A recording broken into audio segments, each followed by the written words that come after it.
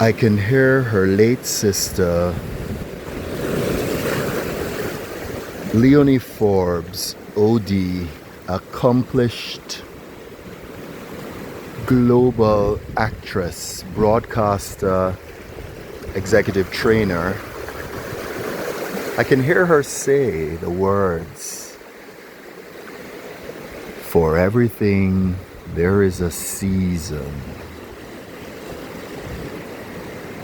But this is a love letter to Alma Mock-Yen, OD. Also an amazing broadcaster, actress, producer, educator, who has left an indelible mark on Jamaica, the Caribbean, and dare I say the world.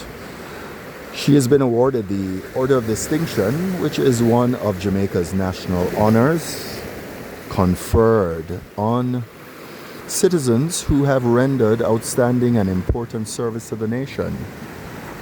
This honor recognizes her outstanding contribution to broadcasting and media education in Jamaica. Alma Mock-Yen also was the recipient of the prestigious Musgrave Medal awarded by the Institute of Jamaica for excellence in the arts, science, or literature. Let me tell you, Alma Mock-Yen, there are so many of us that love you and have loved you from the day we met. You had a very scientific approach to doing your work, to training your students, and these are the students primarily of Caramac, which is part of the University of the West Indies, Mona, but certainly served the region, and as a result has given excellent service to the Caribbean region and the Americas at large. I mean, beyond your teaching, and I remember being at the radio education unit at Mona, and you taught us how to sit, how to present ourselves, how to dress, how to warm up. Your book, The Re-Entry into Sound, I say your book, you co-authored it. Certainly the late Leonie Forbes, OD, was heavily involved in that publication as well, and I'd like to apologize if there were others. I'm confident there are many others that contributed to Re-Entry into Sound. It was a series and training manual. I still utilize that book, and for many folks, particularly those from overseas, it presented really great pronunciation guides for places around the Caribbean. And so it was just such a pleasure being with you,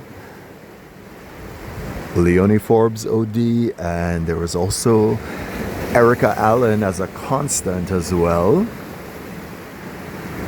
Being able to see exactly, I don't mean see, experience how it's supposed to be done, and walking away with those invaluable skills for a lifetime, which it really has been that catalyst to creating a lot of excellent orators throughout our region and definitely the world. The Library of the Spoken Word was also a project that you worked on. It certainly was not considered your baby, but you managed to perfect it. And I recall being at the launch of the Library of the Spoken Word. And certainly today, those resources are housed at the university's archive, University of the West Indies, Mona. But I remember the late Vice Chancellor Emeritus Rex Nettleford, and if it were up to me, he would have been knighted, but that's my personal opinion, okay? Because his contribution as well to our Caribbean identity and excellence as a region is just in its own league. And I dare say I've managed. Sorry, I know I'm all over the place, but it's the excitement I have. I mean, having the speeches of the late, right excellent Norman Manley, former Prime Minister of Jamaica, having those speeches where you could listen to them on demand is just an amazing gift, you know? And so I just feel so fortunate, so incredibly fortunate. And this is not about me, but I know I speak for the hundreds and thousands who had the distinction and rare opportunity to spend time with you. Folks like Carol Francis, Livingston White, Carl Williams, there are too many to name. It is the fraternity, the entire industry of broadcasters. And I just want to say, you've left such an indelible mark, not just on the nation and on the airwaves, because you can always tell when somebody was trained by Alma Mock-Yen, Leonie Forbes, Erica Allen, and I will add Faye Ellington OD as well. Apologies, Faye Ellington. I feel as if you've been elevated. But you'll bear with me, because let me give Alma Mock-Yen her flowers. And you can always tell when the training was done by them, right? And we can tell up to today who came from those stables. But more than that, much more than that, Alma Mock-Yen, you've left an indelible mark on the hearts of thousands of Jamaicans. And we will carry that gift forward.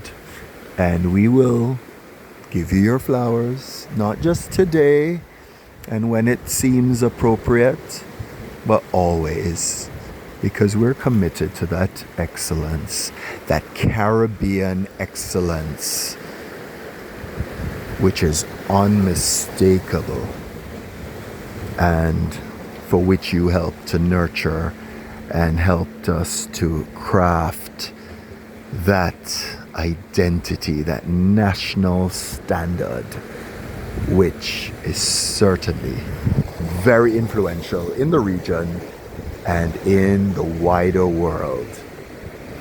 Dear Alma, as your spirit continues to soar,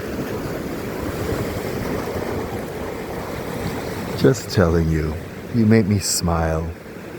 This is in loving memory. Until we meet again. You've inspired me. Lots of love. Condolences to Sean and the entire family. Lots of love. May you be comforted, and may you attain peace in knowing that your mother, sister, aunt, dear Alma Mock-Yen, has done a remarkable piece of work here on earth, and she is loved. Peace.